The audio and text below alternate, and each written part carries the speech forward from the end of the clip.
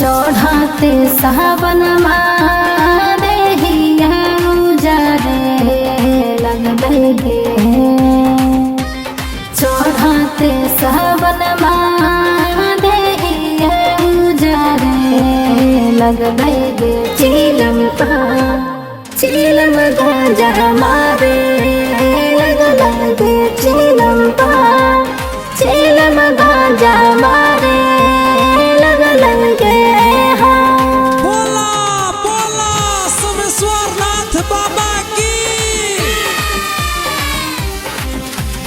पीला भर मातल रहो हा कई पी के गांजा गे।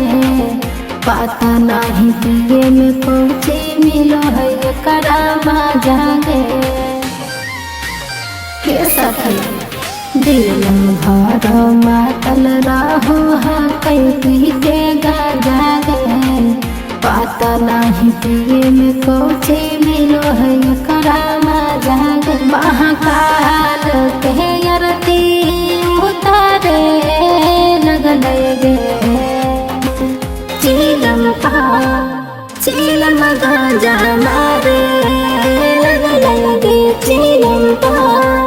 चिलम गांजा मारे लगलगे।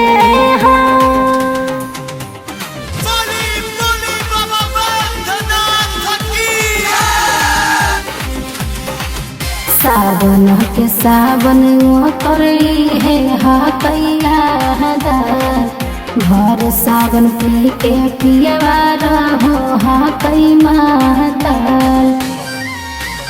ये सखी सुने सावन के सावन करई है हा कैया भर सावन पी के पियवा रहो हा कई मातल।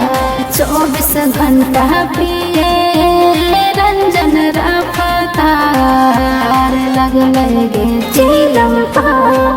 चिलम गांजा मारे